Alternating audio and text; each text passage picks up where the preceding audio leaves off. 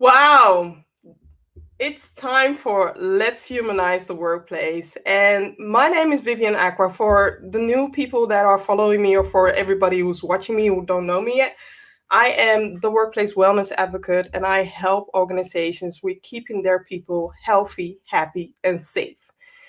Tonight, we have an exciting topic, but also a very cool panel. And I'm already seeing hi from San Diego. Wow, this is very cool. Thank you, Brooke. I think I connected with Brooke Errol just recently, but thank you for watching. Um, I'm getting a bit nervous, and I know I've done this. Like this is the 50th episode, the 50th episode. No, the 53rd episode already, and I'm getting a bit nervous. But it has to do with the topic, so I'm going to showcase what the topic will be. It's going to be about diversity and inclusion. Let's pull up. So remember that quote that Rihanna shared last year? I think beginning of this year or end of last year, she said something about pull up when it comes to diversity, when it comes to inclusion. Well, I guided some of the people that I really believe that they are pulling up when it comes to diversity and inclusion. So we're going to have an engaging conversation regarding that. And if you're not connecting with them, connect with them. You have a chance to meet them, but definitely connect with them and get to know each other, get to know them because they are also fellow advocates when it comes to diversity and inclusion. Another thing that I want to discuss is last week, Tuesday, I broke down during my live episode. I don't want to break down today again, but it really helped me, and I also want to thank Eva for being there and for being my guest of that day because I shared a tough question about Orlando. Orlando is my son.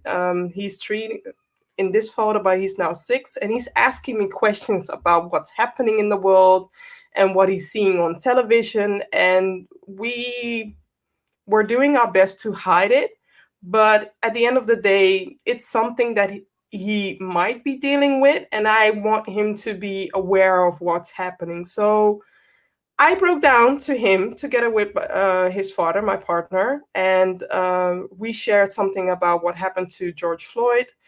We also shared about something that, why people are demonstrating for equal rights. And the first question Orlando asked me is, are they going to hurt you, mama? And I shared the next day that it felt like a white lie. It still feels like a lie because I don't know. I cannot guarantee that.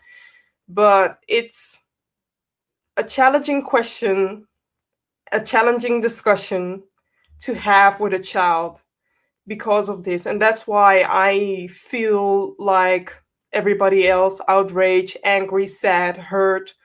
And I'm also not going to hide anymore. I'm going to, showcase, demonstrate, support those who are demonstrating as well in my way, of course. And my way is this way by amplifying the voice of Black Lives Matter. So I'm going to show two things, or I think one thing, two things. So one of the things that I really adore from Alexis Ohanian, ever since he is the partner of Serena Williams, I have been following him because he is not only walking the talk, he's doing it.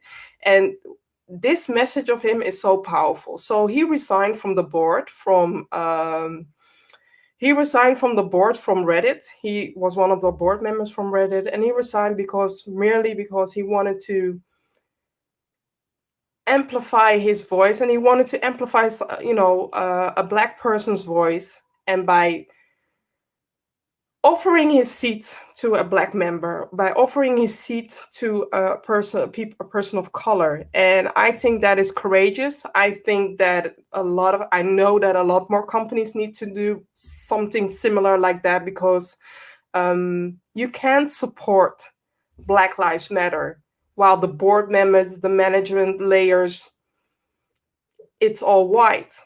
There are no people of color within that. So I am standing behind Alexis. I'm standing behind some of the other comments that have been made, that you cannot just join the social media parade and post things just because, and not display that. You're not walking the talk.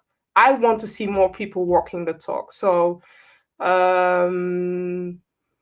yeah, I'm speechless. So I'm going to go to the next topic. And also another thing that I want to I really like Twitter. I really am a fan of Twitter. It's sometimes my hideout space. It's the hideout space for introverts and also for the extroverted people. But I just want to say that I love Twitter just because of this, just because of what Twitter has been doing.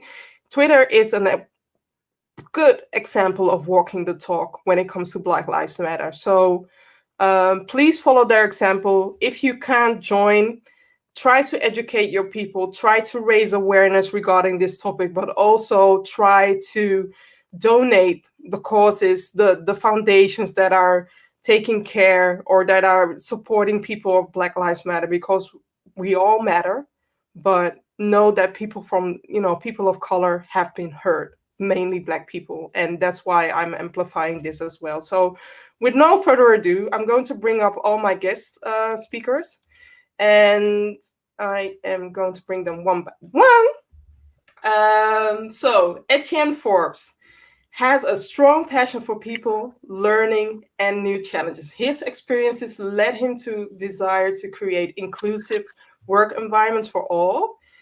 Rishita Jones is building human-centered HR practices by using Agile HR, design thinking, digital transformation to create the best employee experience. Garry Turner, an amplifier, a creator, a host of Value Through Vulnerability podcast, and he does so much more. And Raisa Ghazi is an entrepreneur who has founded Diversity Boutique, an organization that promotes D&I in businesses, but also for nonprofit organizations. So everybody who's watching, please follow them, support them, because they are doing they're following their path to raise more awareness when it comes to diversity and inclusion. So definitely. And I'm seeing a lot of people saying hi. So Brian Kelly is saying hi. Hi, Brian Kelly. Errol Brook is also saying hi. It's not easy to talk to kids. And Tammy is also saying hi. You're welcome, Tammy. So let's go to the first question. And apparently I prepared this. The first question was, what is your personal connection with D&I when it comes to diversity? So let me begin with Etienne. Sure. Hey, everyone. Thanks for showing up. Yeah, so I think I have a very personal connection. It's been a wild one. When I was really younger, I was obsessed with astronomy, and I really wanted to become an astronomer until I found out how much math was involved, and I was like, I checked out the game. Your Very sound, early. Etienne. Can you move your microphone to Can yes? you hear me? Yeah, I can hear All you right. now. Now we're cooking with fire. Yeah. So yeah, no, I have a very personal connection. I think I've had a lot of different jobs. When I was younger, I really had an aspiration becoming an astronomer. It was something that was very important to me. I got out of it when I realized I didn't really like the math, like the work that went into it. It wasn't just pointing at stars. And all the jobs I've had, a kind of almost chaotic career, a lot of different fields, a lot of different industries, a lot of different jobs. And I just really started recognizing that there are a lot of people that weren't able to do the job very well based off things that had nothing to do with their actual skill and talent. It was more related to who they were, where they're from, their socioeconomic background, who they loved, or who they praised. And I just got this idea that was stuck in my head that there are so many people that could be astronomers, that could be something important, but weren't able to because of other things that weren't related. So for me, it's been something that's very personal, very, I've seen it in many different jobs and many different roles. And ever since, I've been very obsessed with trying to fix it in every situation I've seen. Cool. And Garry? Yeah, so I come. It's quite a new thing for me. It might not surprise you with the color of my skin. Yeah, it's not DNI's not always been front of mind for me throughout my whole life. But it's funny. My awakening for this, Vivian, the last couple of years is I myself was bullied. So I've actually been othered in my own way. Certainly not with the number of barriers that people of color face. But it's interesting as I've emerged the last few years and woken up to the D&I space, that othering really goes across all genders, all races, all backgrounds. And I think I'm really passionate about helping workplaces get rid of the toxicity, get rid of the bullying, get rid of seeing people as objects and see them as human beings. And that's really, that's why I'm really passionate about the D&I space. Cool. Raisa? So hi everyone. My family is watching probably as well. So hi.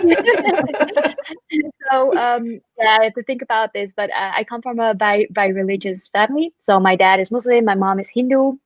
Born and raised in the Netherlands, I have a South American, Indian, Middle Eastern background. So I identified with the underdog always because I could always see a little piece of myself in that. So I think that's why I'm here.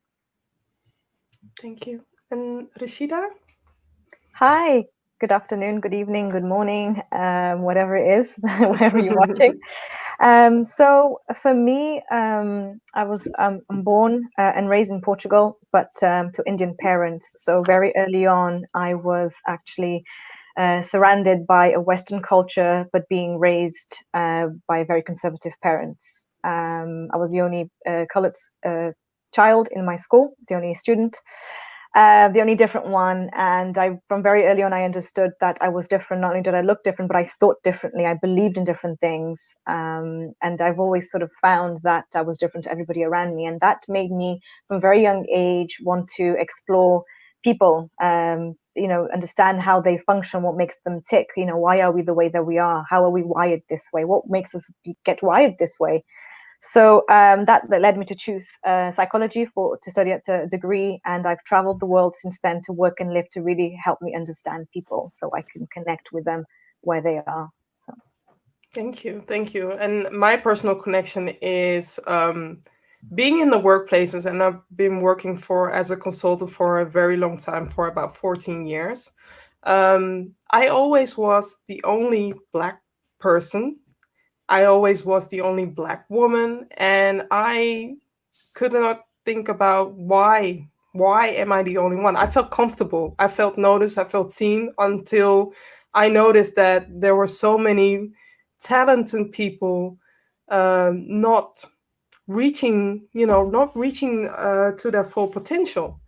And that's my personal connection, making others aware of their full potential, but also helping the growth mindset of the HR managers, of the managers themselves, and also, opening their minds. Because if my 6-year-old, at the time when he was 4, was teaching us about growth mindset, how come that we adults cannot embrace that? So I just want to plant that thought seed, investigate in growth mindset, because we all need that, especially now.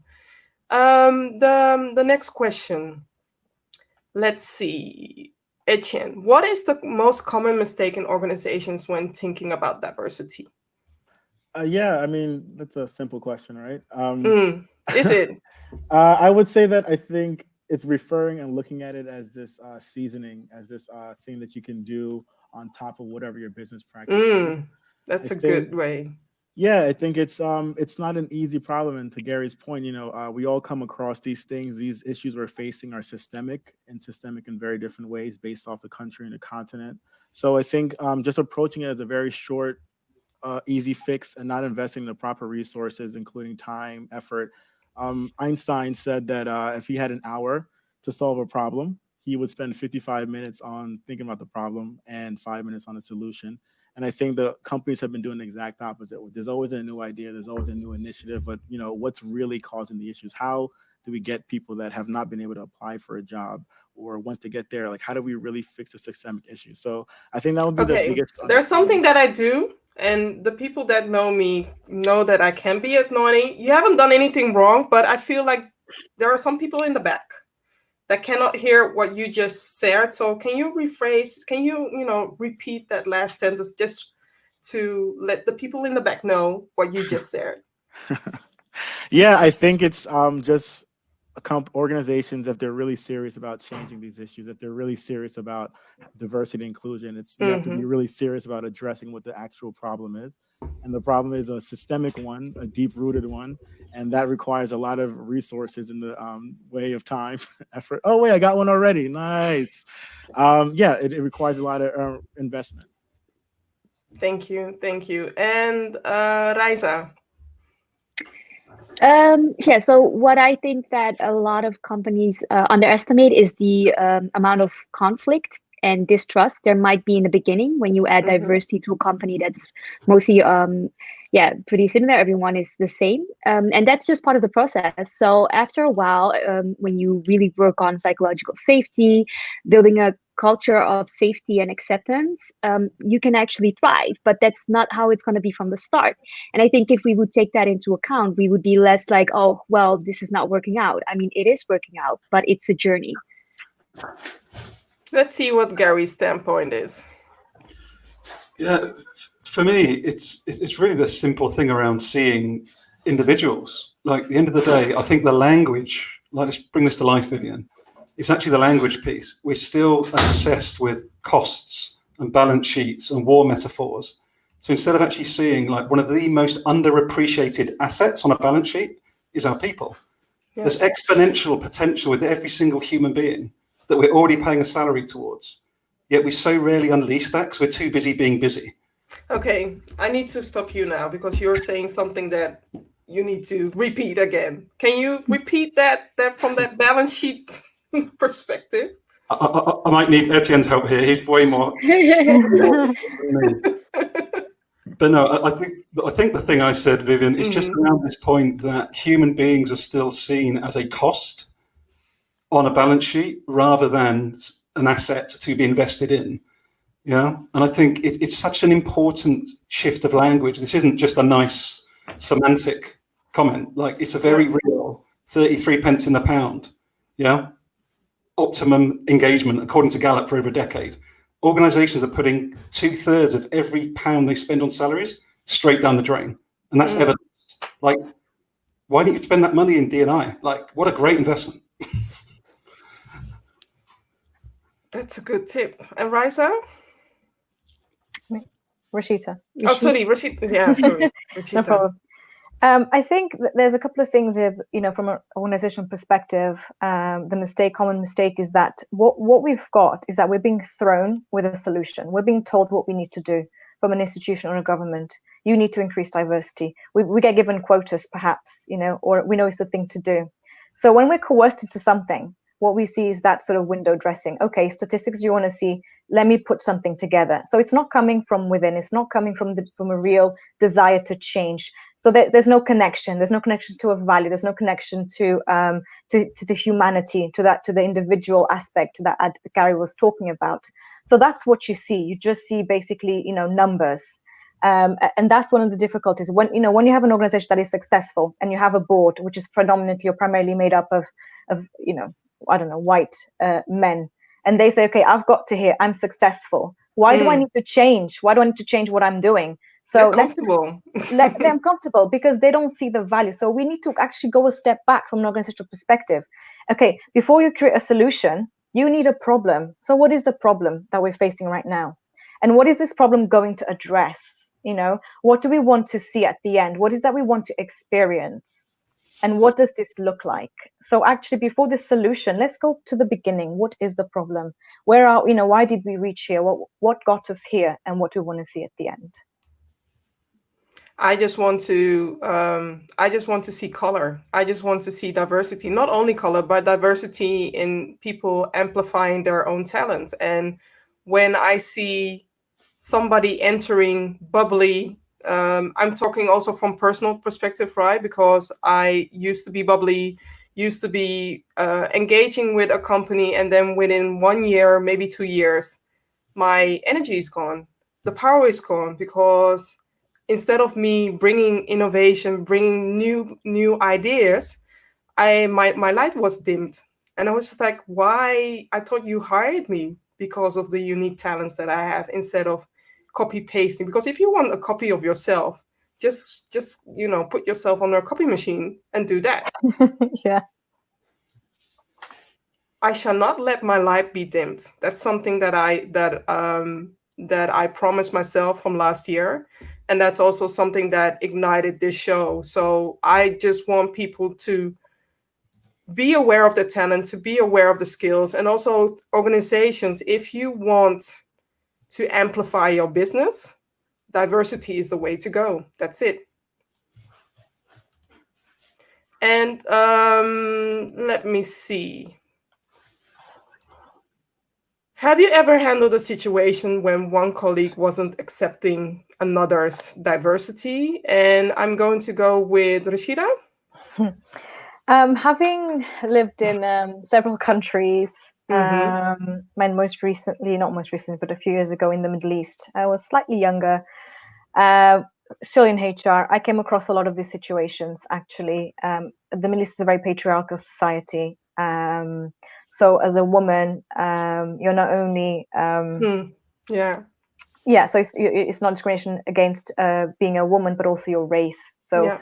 privilege is given to white people. So I was a woman of color and not white, so I was discriminated against both. But being in HR, I felt that I had to stand up and protect, my the people in the span of my care. And I think that the thing that I had to do here, and the thing that we need to do now, actually, where we are today, where we find ourselves in the current situation, is that, again, we need to sort of take a step back, and we need to restore trust, and we need to reconnect with ourselves, with our humanity, and we need to, be compassionate. We need to speak up. We can't just hope that, by not talking about it and brush it under the carpet. So I raised the issue. I brought the people together, and I said, this is not okay, and we need to do different. We need to do better, and we can't just, forgive and forget.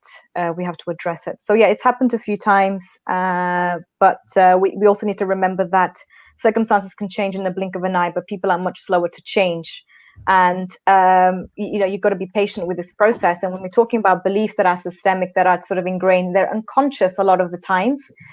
Just a conversation, say, hey, this is not all right, is not going to do anything. So True. You're nodding your head, Etienne. Do you have something that you want to share about this? Yeah, just I'm like Rashida. I'm also a psychology nerd, and that's the toughest part about this entire conversation. You're not just trying to change people for these 40 hours a week, hopefully, that you're working, but it's what they're going home to afterwards. It's what they're watching on TV. It's what they're tweeting. Well, now we can find out, but this is very deep rooted, and I think to think that you can have this a 1 hour luncheon meet and change the way someone views another entire race or another religion or who they pray to is kind of it's unreasonable. So I think but the biggest thing about that is giving people time in the space, and then finding where those no's are, those hard no's and those hard yeses, and then establishing the workplace that allows I guess acceptance in the workplace. I was thinking about your question, and I have had opportunities in a lot of different jobs where I found that I wasn't looking for I wasn't looking for acceptance. I was looking to be respected in the workplace. I was looking to be treated fairly, but I wasn't asking for respect and acceptance from a lot of my coworkers because, to Rashida's point, I just knew where they were coming from. There's someone I spend extra time outside the office, trying to get to know them better, have conversations. But I think that's a very different approach from a HR D&I perspective from a company, and one that you make personally in how you want to teach and grow someone. So I agree. There's a lot of deep rooted we're working with, and we need to, going back to finding out what the actual problem is, we need to spend time on what that is, and then separate what we can do in the workplace for the 40 hours we have someone, and all the other stuff, we'll see what happens then. Am I hearing that? Can companies solve that then? I'm trying to formulate my question. So, is it fixable? The diversity problem, is it fixable? I think it's, if I may. Yeah, you may.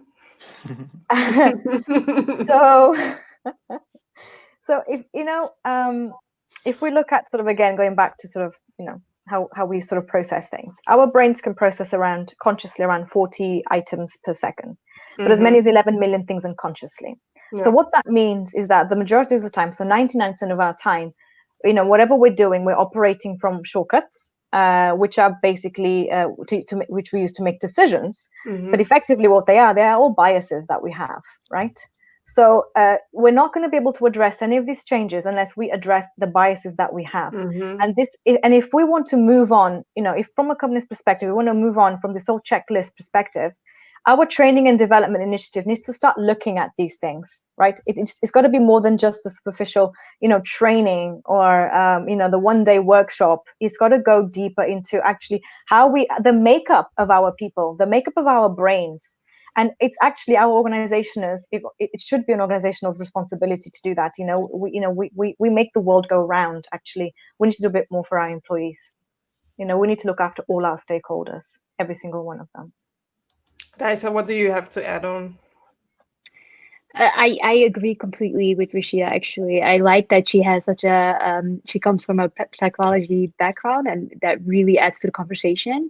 And so, yeah, it's first of all uncovering your own bias, knowing that even though you might be of a minority background, you also have to uncover your own everybody bias. has biases. It seems like Exactly. people are not aware that everybody has biases. Yes, myself, all these panel members, we all have biases. Get over it. We do.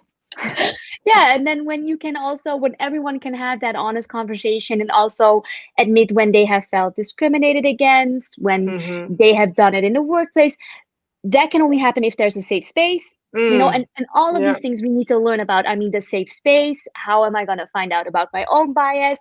How am I going to find out when I felt bad? All these things, it's all education. So I think it's possible, but it's going to take a lot of money probably. So that needs to be available. No, it's going to be an investment. And time. Yeah. And Garry? Well, I just love this conversation because if I weave together what the other three panelists have mentioned, I'd like to come at it a different lens. Let's think about it from the point of view of, we've had this pandemic pause, which lots of people are calling it. The world is still spinning. Beliefs are being shattered. In my organization, finance couldn't work from home 8 weeks ago. HR couldn't work from home 8 weeks ago. They're all working from home 8 weeks later. So think about the same with racism and D&I and equality. We can shift our beliefs if we want to. It's a choice. But we need to do the inner work of staring at those beliefs and going, shit. Bad language. No, you can. Not so awesome. You can. No, you can. I really believe it's the hard work I'm continuing to do. You have to, and it's a practice. Again, it's not a once in a lifetime, one shot, half an hour lunch and learn. It's we need safe environments, back to the previous comment, where we can come together, share experience and go, right, can I call you out, please, Etienne, because you just said this, and I'm not quite sure that was good or not, or Rishita, can you call me out if you think, we need that environment where we can call each other out safely, constructively, and then we all rise up. But as long as there's a leader or a power structure that says I'm the boss and you're not, then D&I is not going to progress. But I think as soon as we start to get away from that, move towards self-management, more agile processes like Rishita leads, it's how we design our organizations. It has to be designed around our people and not in spite of them. But then D&I will land. This triggered me into, I'm going to have a conversation soon about self-steering organizations, self-steering teams. Is that the answer? Yeah. To help fix D&I, to help fix the D&I problem that we are facing at the moment? Sorry, just go. No, just go. Go ahead, Garry, you do it. No, it's only very, very quickly. So I had Doug Kirkpatrick on my podcast recently, who's the modern father of self-management. And I would invite people to go and have a listen to that, because he has two very simple principles. And this is how the whole of his organization was designed in 1990. One, we follow through on our commitments. Everybody agrees to that. And the other one is that we treat each other as a human being. There are no other structures. There are no performance reviews. There are no other design practices apart from we sign up to those two pillars of this organization. And they're the largest tomato processor in the world, and have been for the last 30 years. Yeah. You should. They also have a YouTube video. I recommend everybody to watch it. They explain it really, really well. Okay, cool. We'll share that later. And let me see, because this is maybe a challenging question, but I'm still going to answer it. Has diversity played a negative part or a positive part in your career? And you can share whatever. You can share the negative, you can share the positive. Etienne, I see you thinking out loud. So, I can say that I would say I've had negative experiences, and I even feel that that might be a bit harsh. I feel like I learned from everything, but I mm-hmm, will say that the positive thing that diversity has done is that I'm very clear about the organization I want to work for. I'm mm-hmm, very clear about what I accept and I don't accept in the workplace. I have a very clear compass of what I need in an environment. So I think for me, what I got very lucky is that very early in my career, I was able to understand kind of what we said earlier, that I also have biases. I also yeah. understand that organizations play a role. And now that I'm on that side of it, I understand that there's a responsibility that we have creating that environment that we've spoke about, so that people can feel safe to speak up. So you feel safe to answer someone, check them on what they're But for saying, what they're those who doing. aren't in the D&I field, how can they have that same, comfort, that same confidence that you have at the moment when it comes to diversity? I I got very lucky because I've had so many different jobs in so many different places. So I've seen a lot of different organizations, Mm-hmm. and I've also understood that I'm, like I said earlier, I'm not looking for someone to accept me. I have a Mm-hmm. big ass Caribbean family, and they all check me all the time. I'm not really looking for. Are they checking you now? I put the link in my WhatsApp chat, but you think those 70-year-old West Indian women are gonna find out? That's not very likely. But yeah, more seriously, I've gotten very lucky. I'm privileged in the fact that I've been able to not want or expect validation from the workplace. So Mm-hmm. for me, I'm very clear what I'm looking for in the workplace. I think people that have less experience, that's kind of the role people the organization has. They have to make a clear line about what's acceptable and what's not acceptable.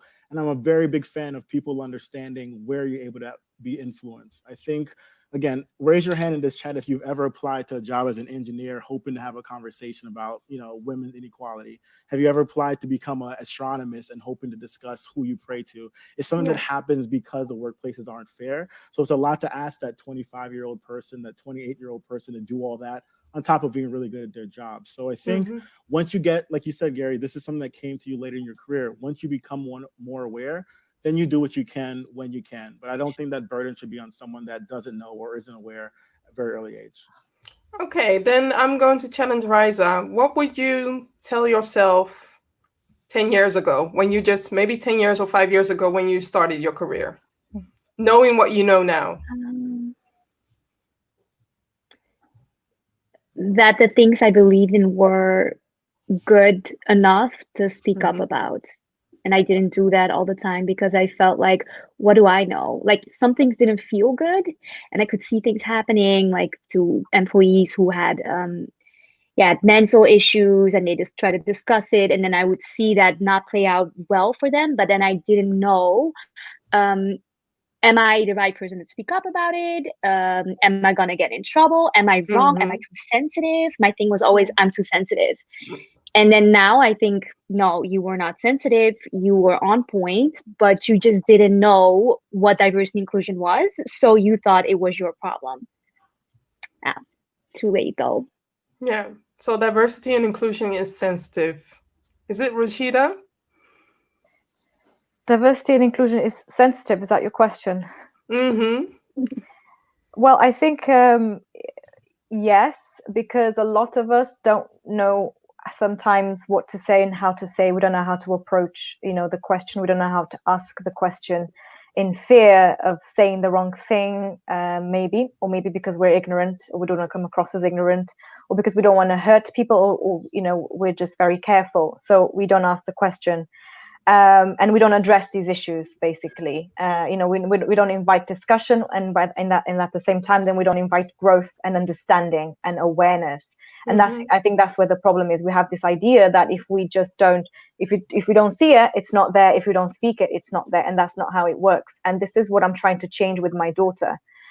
Children begin to see color, race by the time they're about 30 months old, right? So there's Yeah. just over 2 years. And they begin to sort of make assumptions based on what they see, not what we tell them, based on what they see. And if we don't tell them that if we don't talk about race and diversity openly, we're basically not, we're qualifying what they assume, and that's what Mm-hmm. we need to stop, right? So I think we need to basically, speak up, invite discussion, invite growth, invite awareness. And this is, I think, the only way forward. A book and education is not going to change where we are. We need to basically we need to have these discussions. We need to have more conversations. I do want to add on, because we are both mothers.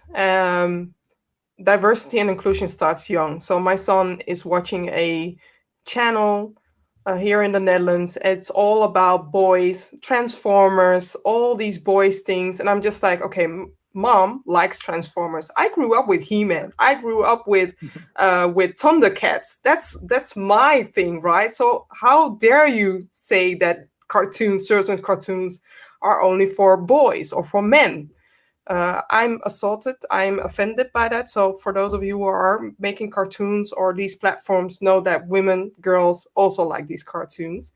And I do feel like the media also plays a part, also plays a big role in that, in portraying, young women, women in a particular way or men in a particular way. And they're lacking diversity in every aspect. So it's not about, D&I, it's not only about race, although race is now, the trending topic at the moment, but D&I, it goes further than that.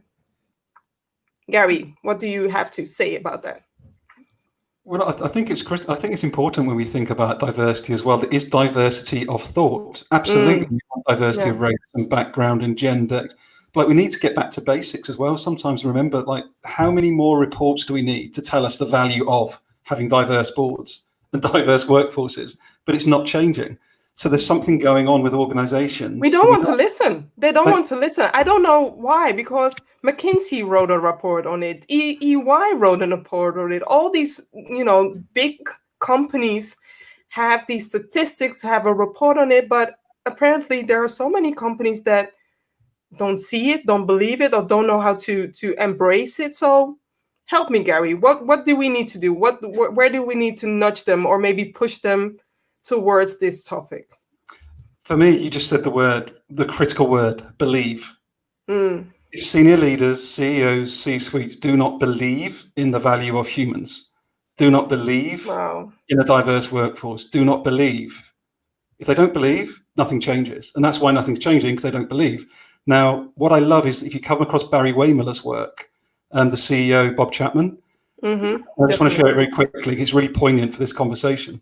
He views every person that works within the organization as somebody else's precious child. Now, when you look at your employees as somebody else's kid, I think that starts to shift how you view human beings. Yeah. As long as we see humans as people on an org chart or a number on a spreadsheet, nothing changes. So I think there is hope. I genuinely believe this conversation is part of that, but we need to connect the heart to the head and get away from just living in our heads, because that's the biggest problem. Yeah. I totally believe. And also, I just wanted to say, Bark Fraj Camus, I hope I'm pronouncing your name right, but thank you for sharing this. And this is common, right? For those who are speaking up, this is common. What kind of encouragement, what can we do to prevent this, or what can we do to soften the pain? Rishita. Yeah, I think it's very... my heart goes out to you and to all the people who have the courage to actually speak up and speak out, and sometimes are left unprotected by the system. But we all need to come together and view each other as human beings. It's a time for solidarity, for empathy and compassion. It's no time to, we all come. I feel that the reason why this is the way that it is because we all come from a feeling of scarcity, right? We're either in the fear or in the love side. And when we come to things with fear, right, we're just not thinking. We're not thinking from love. We're not thinking from the higher ground, and we begin to compare ourselves. And we need to basically feel like we want to belong. We want to belong to our tribe, to our group. And this is where the unconscious bias comes in, right? And if you're not part of my group, then basically that's what happens. I push you out because I want to belong. So there is so much abundance and love in the world, and we're all connected. We're all one. We're one with the world. We're one with the planet, and we're one with each other. So let's start seeing ourselves as that and not as different to one another, and push each other out. Because you know what, there is no winning. It's not a zero-sum game, and we need to step away from that. Yeah. You know, taking away from me is not going to add to me, because in the end, yeah, it all comes round. I totally believe in karma, and also know that nowadays, I mean, Twitter, you have these so many social media platforms, and the last thing that you want to do is create an occasion, or create a moment where a former employee or somebody else is going to leave your company.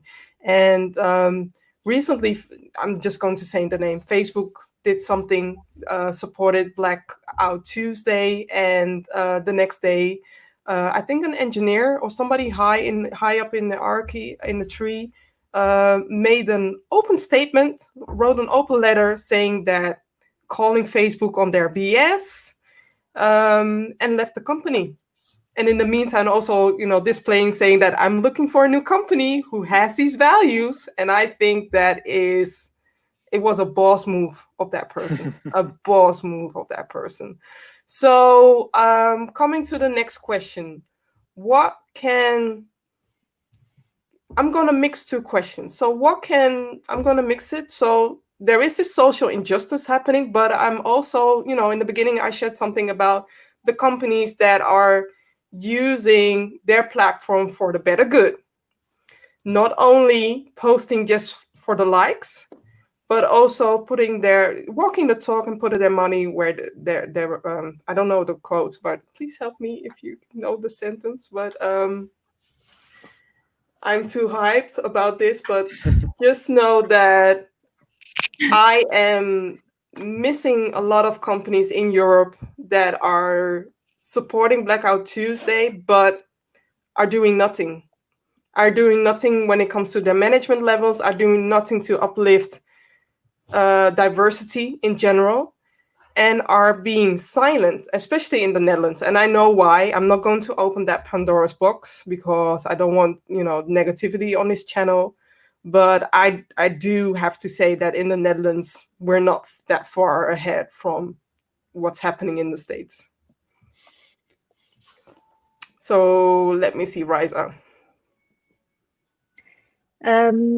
Yeah, I feel the same way about the companies in the Netherlands. I have seen a lot of companies stay quiet. It's almost like we feel like America is so far away from us that we don't actually have to speak about this. But the fact is that we have similar things happening in the Netherlands. And, luckily, nothing big like what has happened in the US has happened recently. But if you look at statistics on applying for jobs, or yeah, there's lots of things in the recruitment process where there's the discrimination, apparently. We are definitely lacking. And I do feel, however, that a lot of companies have done the performative allyship, where they pretend to be an ally. The window dressing. Window dressing, as you call it, really well. And I feel like that's also very harmful, because there's not actually something happening, and companies are actually profiting from making themselves out to be very inclusive when they're not.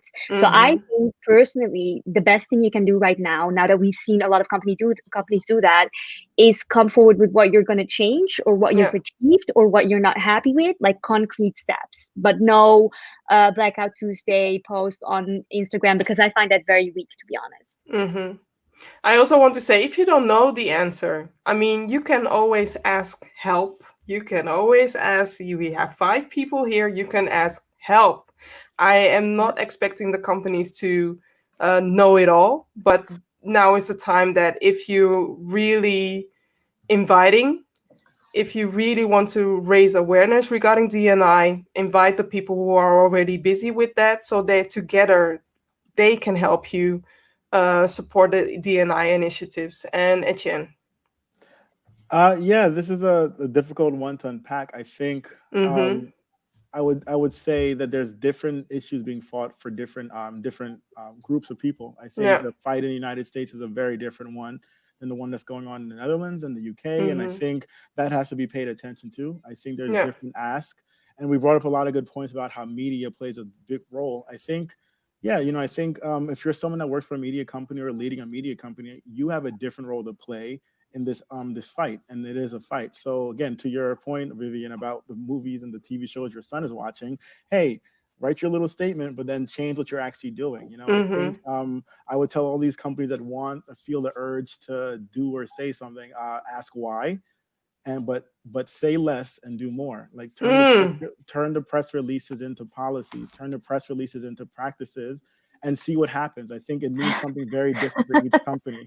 Yeah. So I think it's tough to answer. I think it means something different for each country, each company. And then if you're saying if you have values that every company has on a pretty page, they spend thousands of euros and dollars on, preach. Find a way to make what you're doing align to those things, and then ask yourself what you can change tomorrow in your company. And it's going to be different. You don't have to do the same thing that Nike's doing. You don't have to do what Twitter is doing. Your platform. But what is Nike doing? I think I think what's different is that Nike, McDonald's, a lot of these global corporations have spent a lot of money, a lot of effort, and being very regionally focused, and they're able to come up with very handcrafted, very good statements. And a lot of other companies are chasing that. And just to back up, no, really, I'm still asking, what is Nike doing? I think Raisa understood my shade, but what are they doing? Because you can try to support or you can try to post, but at the time that they supported, how do you say, they supported the football guy, right? Kaepernick, right? So they did that, but it's not now only the time to just throw your money and think that you can support, you can support a cause. It's also starting from within. Yeah, I think that is basically what the challenge is. I think kind of what we see what happened with a Facebook individual. I think we all have different roles to play, and putting out a statement, I think that's the bare minimum you can do. I think there's a starting point. There's something you can do, but I think someone that's working in Facebook, when you see your company put something out, challenge them and call them out. I think when Nike's doing something, when any company is doing something, you who works for that company and call them out specifically on that thing. So I think it's very hard to find a blanket practice for a company to address. I think any company that, if we just think about the stats, the data that's been out there that's proving how diversity earns more money, and yet still companies aren't able to do that. That speaks to how deep-seated these issues are. A board of gentlemen that are only on this board to earn more earnings for the company, and still they cannot find to make the board more diverse. It means that we have a lot of work to do. So I think it's part of what Garry was saying, it's part of what everyone's been saying so far. We have to start unpacking very specifically each and every company, each and every one at a very separate, different way. So that's maybe my biggest point. I think you say something, that's fine, that's cool. I know you writing a statement isn't really going to help me get my next job at any other company. That doesn't mean anything to me. But if you put it publicly, if you say what you're going to try and do, like Raisa was saying, if you're going to actually put out what you're going to try and do, then I can try and hold you accountable. Then we can check back. Then we can follow up what you said you're going to do. So for me, another policy really is going to change my day-to-day. It's not going to change anyone's life in the United States. And I don't think it's going to change anyone's life the next day. So for me, it does so much, but okay, people have been blowing up the comments, so I have to show some of them, or at least let me see where it ended.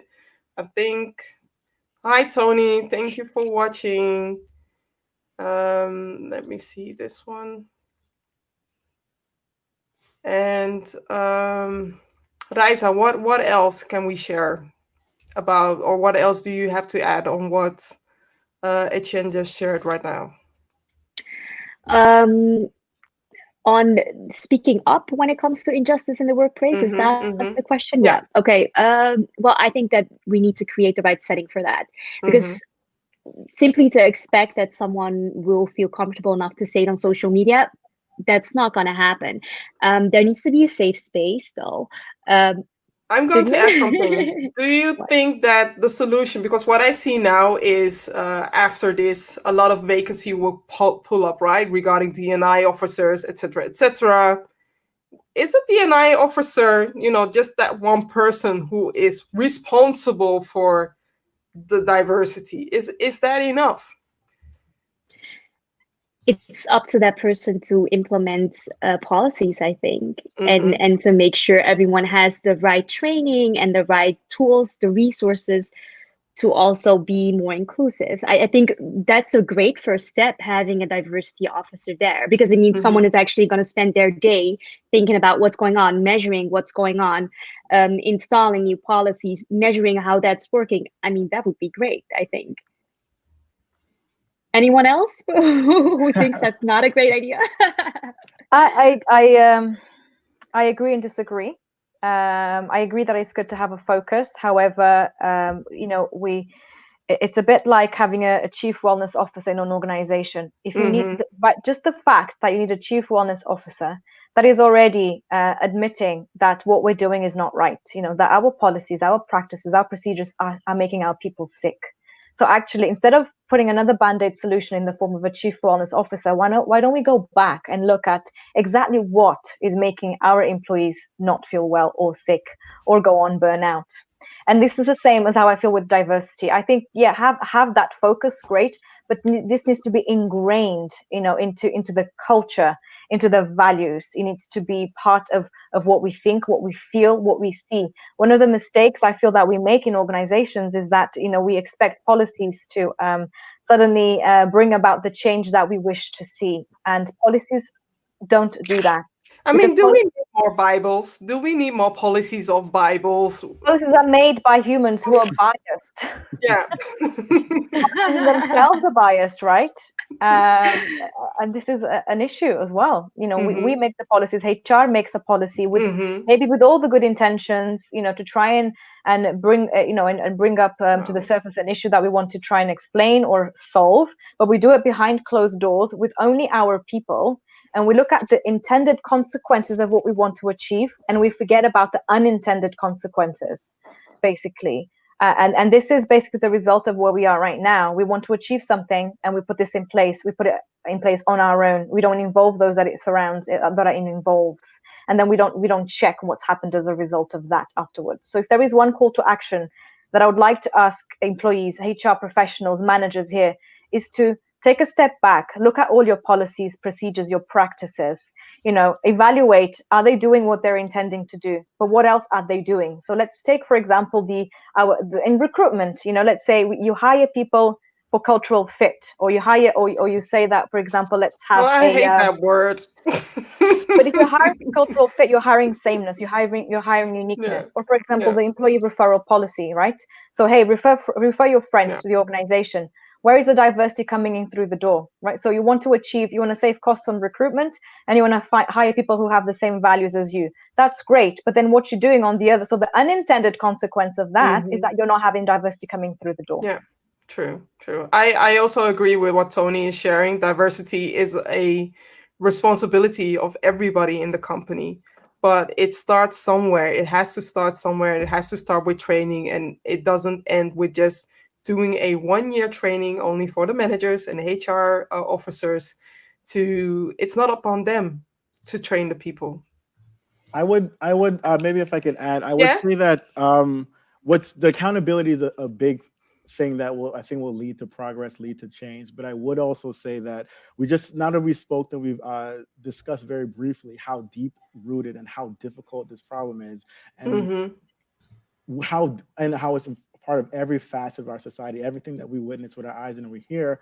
I think to ask someone that has focused their entire career on human resources, or focused their entire career on finance or anything in those disciplines, to then suddenly learn the science, the data, the practices to fixing and really do it well, it's a very big burden. I think in the future, further down the line, I would love to see accountability for D&I attached to everyone's contract, attached to everyone's tasks. But I think until we get to that point, how about we get someone that comes in and is only looking at that? But with the caveat, that person needs to have some type of power. You can't just have that person throwing cookouts or making a wonderful webinar. You have to have that person being able to tell that manager of the department, say, hey, no, here's how you recruit.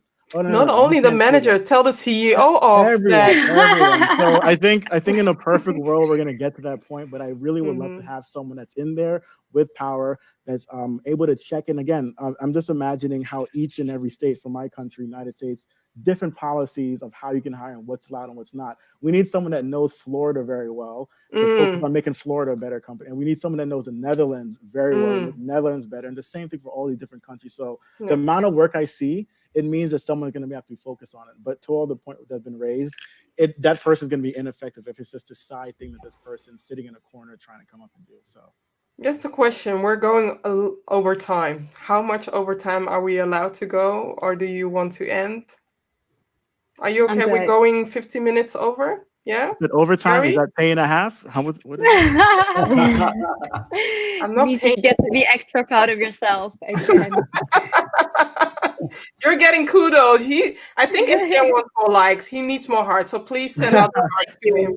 We were like on Facebook. I think this question that Ava is asking, Garry, what does it take to dare to be uncomfortable instead of hiding behind policies?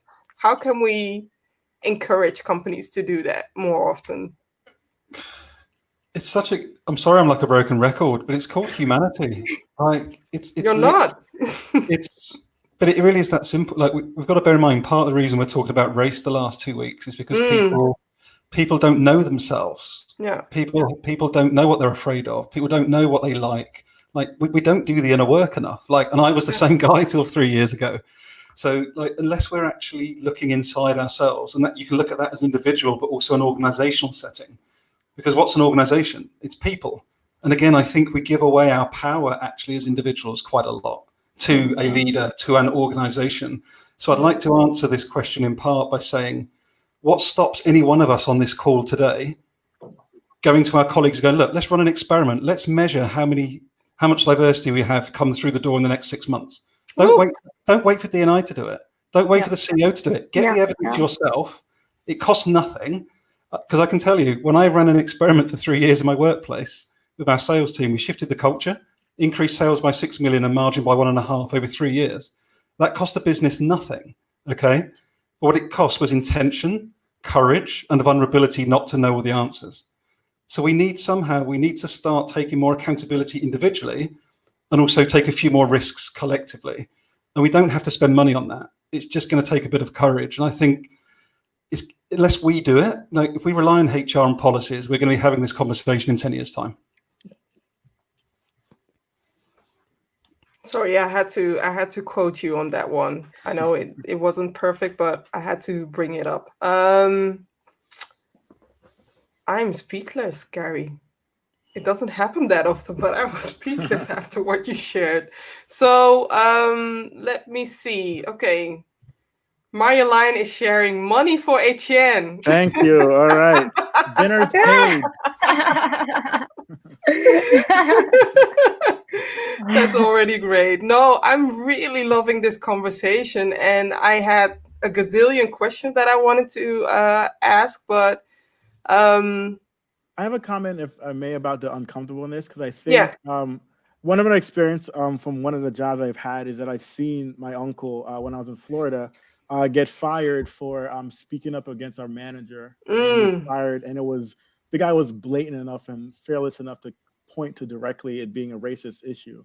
Yeah. And it was a very young age. I was 17 or 18. It was very forming for me. So I think the uncomfortable nature that Ava was asking about, what we need for that is you need a privilege. You need to have safety. You need to know that your job, your well-being, your life isn't at threat. Because I think, like I mentioned earlier, when we're applying for jobs, it's not to have these conversations for the most part. It's to put food and bread on the table for our loved ones. So to ask someone to risk that by fighting and advocating for themselves and put themselves in an uncomfortable position, you require that person be that safe. So I think, again, that's separate based off the country, what you're allowed to get fired for, what's a policy that's not fireable. And I think once we make those things clear, and I think we can do that as a community, letting people know their resources, allowing them to know what the law is, what the law isn't, what's okay to say and what's not okay to say, and when you've been wrong, what your escalation route is. So yeah, that uncomfortable nature is something that, again, we need it. I agree to grow, but we have to make sure everyone is able to have that same chance to be uncomfortable. I also want to say something regarding, advocating within the company, because if you can't advocate, at least find people, peers, mentors outside of the company so that you can have that conversation, have that mirror saying that, okay, what else can I do to make this, make the workplace better? But if they don't listen, and if they are not willing to at least listen to your story or raise awareness about this, then I am not advocating for you to leave, but I do feel it's safe for you to say goodbye to the company because they are not honoring you, they are not listening to you, and I've done that a couple of times. I've been in an unsafe environment. I've been in an environment where my character was even being judged, and it left me broken. And I don't want you. I don't know. I don't want anybody to go through that process because then you're going to doubt yourself. And that's why it is so important to bring in diverse people so that they can see themselves in the workplace. Even I have to share this. So recently, I've been on a national TV platform, business platform. If you would have seen the messages that I got from people in my network, people of color, how proud they were, how proud they were. Okay. That's it's not only good for me, but it's also showcasing we are allowed to be on television. We are seen. We have people of knowledge. And it brings so much more power when you bring people of color in there and when you bring diverse people in there. Like I said, it's not only about people of color, it's about diversity. People who are disabled, people who have special needs. So try to portray that within your company as well. Anything to Very well add? said. Very well said. You have fans, Etienne. You have fans. Oh, whoa, look at them cooking. You're getting money, you're getting credits. Vivian, you're gonna I have need to your add me own to the show. title. I'll start with co-host. No, I think I've been thinking about the same thing, and just trying to recognize, and I think not that we undersell ourselves intentionally, Mhm. but we're not always fully aware of the influence we have on others. Yeah, And I think that definitely. that's something I think that does come along with a little more experience, a little more confidence once you have a little more secure setting. But that is something I've been taking to heart myself, is figuring out where I'm able to be effective outside of work. And I need to remember what 16-year-old Etienne was like and what he needed to see and what he didn't see. And sometimes it is, like you said, Vivian, just having a conversation on TV. Sometimes it is writing something, and I need to be more present about how I market that side of me. So yeah, I told you once I saw you talking at Uber at a D&I panel, and I was just like, I need to have this conversation. It took me a while to get you here, but I'm glad that we all, you all shared some valuable perspectives, and I'm hoping that all these little thoughts that you're planning now in people's head, in people's minds, that they, they nurture it, that they give it some sunlight, they give it some water, and it spreads on. That's all that I want for this show. So one more thing that I want to ask all of you, and that is an ending question that I always ask my panel, always ask my guests. What is your wish when it comes to humanizing the workplace and D&I? And I'll start with Garry. Nice, simple prediction. And I'm really sorry, Ava. I realise I completely dodged your question. So, Etienne, thanks for covering me. In terms of my final answer, my genuine belief and hope in 2025 is that we have systems and structures in place that allow every person to truly be seen. Mm-hmm. And that's beyond belonging. Belonging should be it's like belonging is a human right. But I think to actually be seen and be heard and be able to feed into the system, whatever that organizational system looks like, my hope and my belief is that we're going to be a long way towards that becoming a reality in 5 years' time. Yeah. Raisa.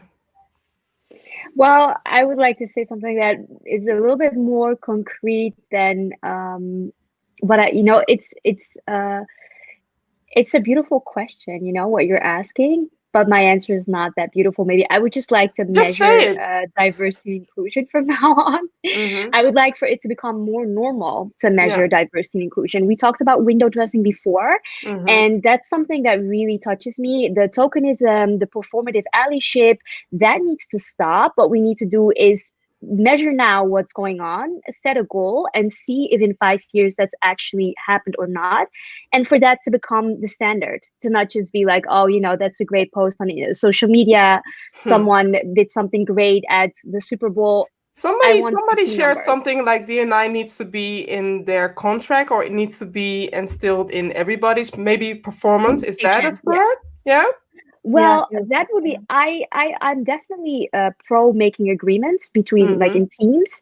It's a little bit harder to measure one person's performance, however, Mm-hmm. but I think the company itself, that's where we should start.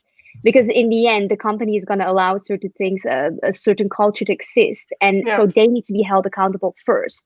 And they'll need to take any action, firing, hiring people that can make it happen or not, for their goals to come through. So that's what I would like, something really concrete. Let's talk about numbers. Show me the numbers. That's what Yes, Raisa Amy, is please. saying. Rishita. Um, I think my wish for 2025 is it's a bit like Gary's, is sort of a human wish, and it kind of stems a little bit also from the current COVID situation and the experience that I've just been through. And I'd love to see the end of the zero-sum game mentality that we have when we refer to people, their lives, work-life balance. There is no work-life balance. We have one life. So I'd love to see companies really embrace, celebrate, and encourage this whole persona. When we Mm-hmm. talk about work, I'd like to see that win-win philosophy. Yeah. Work and personal life are not competing priorities, but they're complementary. And we really need to start thinking about and talking about acknowledging, respecting, and celebrating everyone's boundaries, and bringing these two together. When we talk about goal setting, when we talk about business priorities, let's have a dialogue about both the business and individuals' goals, and let's make a plan to fulfill all of them. Let's embrace all of us, everything. That's a nice ending story. But I think Etienne, right? Etienne, you're missing in this conversation. So Ye- Yeah, I think my wish for 2025 is to obviously be the co-host of the show with you and have my name on the top, even as in the you're workplace. moving too fast. Too fast. All right, I'll slow down. I'll Boy, think calm smaller. down. No, I, But I will definitely bring you back. Thank you for. um, but I think it's kind of what along the line with Raisa was saying is that I think that I Mhm. would love to see the people that are already able to be in the workplace actually be in the workplace. I would Yeah. love to see the 60% of women that are leaving universities be actually able to get jobs and work in the companies. I would love to see the people of color actually in the companies. So that's what the practices and the policies. I would like to have those on book. And then I think then we can have that real conversation and then next step, like Garry was mentioning and Rashida was saying, humans, like let's see people as humans. Let's allow that Mm-hmm. mother, that father, let's allow fathers to raise their children as well. Those are all policy things I think you can do as a company. But then the real hard part that I honestly believe is never going to go away, then you can have someone in the company that's sitting there next to someone that's completely different from them and learning how to work well together. And we can't get there until these people are allowed to get into the company. So Mm-hmm. my dream for 2025 is let's get those things on the books. Let's get the people that are able to work in the companies, and then we can get to that next step. And like let's treat them like humans. Let's allow them to be their full selves, allow them to grow, and then we can have real progress. Cool, cool. I'm just going to share a few comments because I've just been listening to you all. So, Errol Oslim is saying we just need to run an experiment. That's cool. We have the power, the courage, value differences. Let me see. Shay is missing the beginning. Shay, you can just watch the replay. Let's go do that. And Marjolein is saying thank you all for this. I am amazed with the energy. With I have 101 questions that I still want to ask you. So I think that the panel will come back in a few months to continue this conversation because it was amazing. It really was amazing. So I would like to say thank you to bringing your magic sauce, your pepper in this conversation, your spice in this conversation because it's a much needed conversation and inspiring conversation. And also want to thank everybody who commented on YouTube, on Facebook, on Twitter, on LinkedIn to for sharing whatever it is that they shared, the story, the questions, and also help amplifying this topic because it's a much needed. So thank you all. please stay. I'm just closing off, but please stay till the end. And no, I'm just going to close off now. My name is Vivian Acquah, and definitely connect with everybody here because they all have valuable insights when it comes to D&I. And I'm looking forward to the next conversation. So if you feel like D&I, we should have a conversation about D&I and dot, dot, dot, dot, just let me know what topic shall we discuss. What questions do you want answers? What things that you want us to talk about? I am leaving it up to you. And until next Thursday, I'll be hosting an English conversation. I forgot about the team, but tune into next Thursday at 7:30 Central European Time. And I would like to thank my panel members for this engaging conversation. You're Cheers, welcome. everyone. Yeah. Yeah, Brilliant. thank Thank you. Bye, you. guys.